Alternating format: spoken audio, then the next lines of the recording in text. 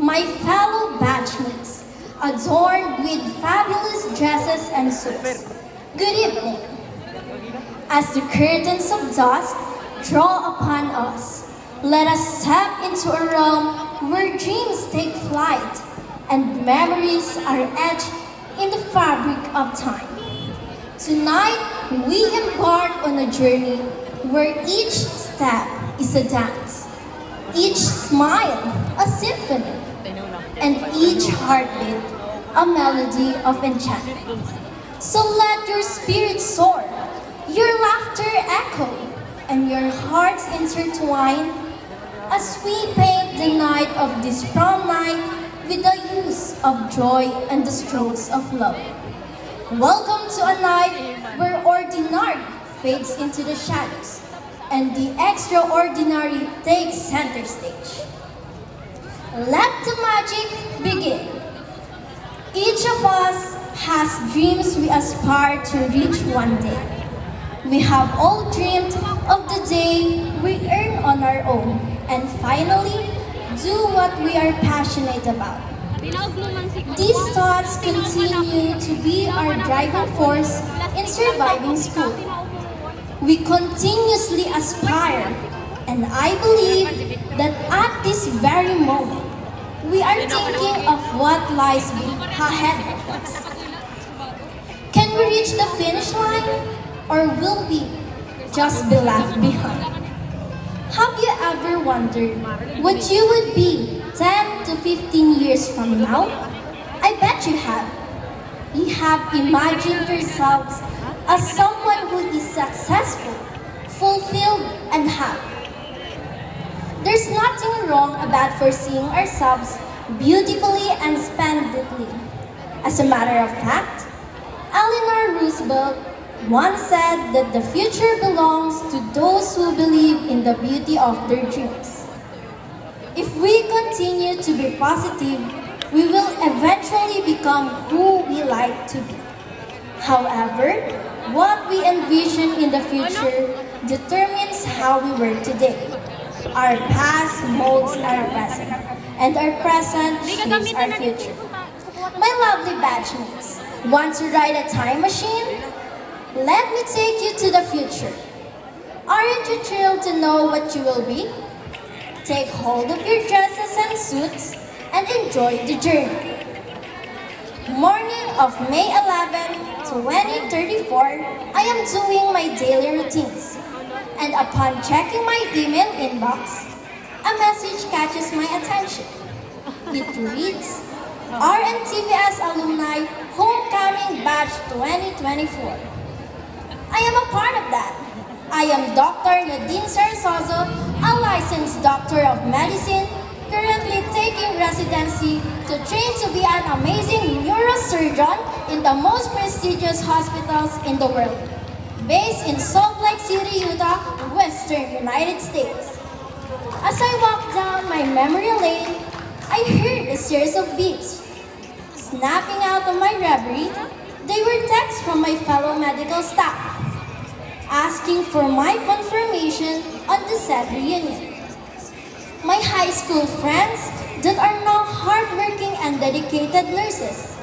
Niña Kalingasyon, Princess Simata, Natalie Faye Oliva, and Charis May Gorgonia. And also from the head nurse, Princess Joy Casaul. I responded, giving my confirmation and doing the favor of forwarding the same message. As I scrolled through my contacts, I found my best friends, Rhoda Tabaranga, a pediatrician, Sean Molina, doctor of internal medicine, and Ira Ibarrientos, an endocrinologist. Opening our group chat, I found several chats coming from Sean. She was so ecstatic to go to the reunion, already planning out everything from what we are going to wear and what we will do. We were stationed in different hospitals from different countries. As I closed my phone and prepared to sleep, I closed my eyes, imagining about the possible things that could happen at the event. Once and for all, my mind left the realm of truth and discerned the different things that would happen exactly 1 month from now. Gitna mo na. Uy!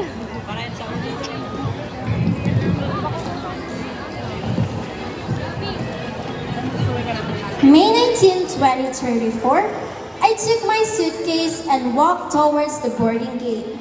As I queued, I felt the excitement of being back in the Philippines to see my batchmates once again. I'll be back for a class reunion, batch 2024. As I boarded my plane back to the Philippines, I heard a familiar voice as I sat on my seat. Welcome to Philippine Airlines. This is your Captain Shanley Gwinnett Garcia speaking. It was my batchmate in high school. As I rolled my eyes around the plane, I spotted my high school classmate, Marian Calvallo, and beside her were more familiar faces, assisting the passengers with warm smiles on their faces, wearing their elegant uniforms are Mecca Di Mabayaw, Karina May Nacario, Nina Chelsea Rivera, Maureen Molina, John Marie General, and Princess May Guerrero. All are flight attendants now. After landing in the Philippines, I headed straight to Okada Manila Hotel. As I booked a room, I met Jail Tercero, now the hotel manager of the said hotel. Entering my hotel suite, hoping for a good rest. Waking up after hours of sleep, I went out on my way to the supermarket. Looking through the billboards along the way, I spotted a familiar face. It was Khalil Damian Tumari, one of the renowned basketball players around the world. Entering the supermarket, I saw Engineer Marvin Ilano with his lovely wife, Charis Arroyo, or should I say, Charis Ilano, who is now a renowned pharmacist. I can't believe it. They really ended up together. I immediately greeted them first, and they greeted me back. After chatting for a while, I realized that they were celebrating their 3rd wedding anniversary together with their 2 children. We talked for a while, and they mentioned that some of our batchmates made their way to success. Danica Sepek, Micaela Tagu, Renzel Rose Ilano, Juvelin Salcedo are now licensed professional teachers in primary education. Kirsten Embestro and Princess Ana Medjado are among the highest paid nurses in the country. Teacher Lovely Princess Olaso, Juliana Estrada, Flor de Luna Son, Kimberly Potencio, and Andrea Alvar teach secondary students. Nurses Jean Erica Naldo, Angeline Vargas, Krisa Jane Malate, Kim Antoinette Briones, CO Ira May Balang, Siman Mark Jonas Casano, Michael John Moranya, Margie Salcedo, and Kim Ann Candule are crew on a prominent cruise ship. Police Officers Sarah Jane Largo, Mary Jane Malco, and Sarah Jane Malate. Major General Neil Anthony Maniscan and MJ Lucena. I've also learned that there were a few who settled down. Police Officer Raymark Periabras with Teacher Fiona Kathleen Jen. Seaman Christopher Mariscal with Dr. Francine No. Engineer Sian Leala with Architect Florence Ramos celebrating their 3rd year in matrimony.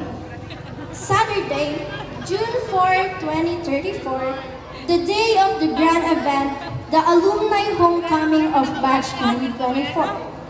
Everyone gathered around the multi-purpose hall of RNTVS. Everyone in their best suits and elegant gowns made by one of our batchmates, Nicole Nacario, now a famous fashion designer, her creation making at the cover page of Vogue.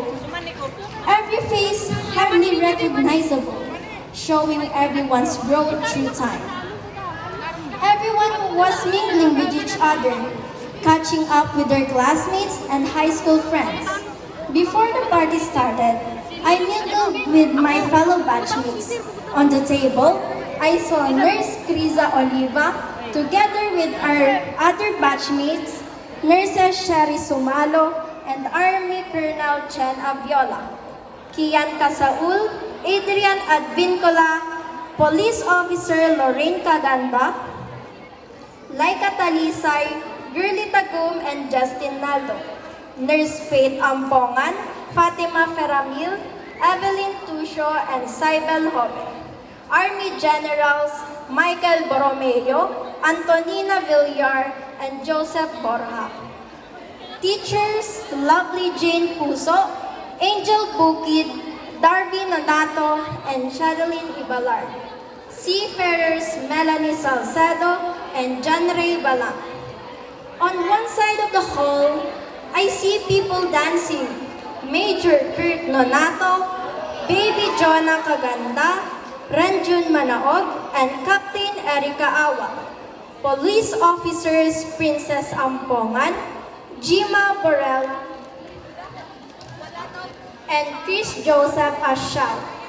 Fire Chief Superintendent Nathaniel Albanyo and Accountant David Correa with Dr. Lyra Sierra. There were also those who were simply talking and interacting with each other, namely CEO Mary Rose Bea and CEO Hera Borromeo, who are co-business owners, probably discussing about their new product they will be releasing. It was indeed a great crowd. It was pleasing to see them enjoy. The food also tasted great, and I found out that head chef Alan Iverson Breboneria, together with his co-chef Anika Peñones, J.V. Bueno, and John Francis Clerigo from my batch, was responsible for all the food. I also saw lawyer Val Anthony Malindo and Jennifer Larcena, Nurse Bealyn Agapito, Daisy Adante, Laika Monghe, Accountant Mary France Angel Serrano, Alwin Brandon Malaya, and Noreen Manao. They looked like they were enjoying the food as well. I conversed with two of my close friends, who are also my former classmates, namely architect Trizzy Imbestro, along with engineer Ana Regina Igana, who are tasked to renovate the school classrooms and build more facilities. Approaching us, it was Army Colonel Jorex Padayao, going to Chris's side and hugging her waist. My table hopping has stopped when the MC and the program coordinator announced the start of the ceremony. The hosts were none other than Rhoda, along with Prince Santores, who is now an architect, as they entered the stage as masters of ceremony. They would have made a lovely couple, considering their great chemistry, right? But they chose to remain as close friends. The night was most definitely full of wonder and reminiscing. Everyone enjoyed the party. It could have been better if all of us were there. Unfortunately, some couldn't make it, but we are happy for their achievements. Philippine Marine Corps, Jeric Tagum and Alexander Felices are still out on the sea. Captains Marilu Monpan Banwa, Marilyn Velasco, and Shamel Ramos are currently stationed on different islands of our country. Veterinarian Ivy Joy Padrigon, psychologist Jail Salcedo, and Dr. Lady Nieva have full schedules as their clinics are swarming with patients. Architect Kerben Ariola and Marilyn Talagit are working on a new project in another country. Last but not the least, Agent Joseph Cerrillo, an agent of the American government currently not available due to an unknown reason. That batch was worth remembering, the batch with the great powerhouse cast. I know that I still have a long way to go in life. When this chapter of mine ended, a new chapter arose. Thanks to all the people who were part of my journey. I know that all the memories we have made will forever be cherished in our hearts and minds. I would like to leave you with an advice. It is not enough to want to make the effort and to say we'll make the effort. It's in the doing, not just the thinking, that we accomplish our goals. If we constantly put our goals off, we will never see them fulfilled. Now it is time for us to define our own goals and meet our own expectations. From now on, we decide. Instead of concentrating on what you are to do, now is the time to zero in on who you are to be. This is your future neurosurgeon, Nadine Sarsozo, with the grade 10 batch of 2023-2024 from Rinconada National Technical Vocational School. Batches, padayon. Let your light shine tonight, Broadway stars. Thank you and have a good night.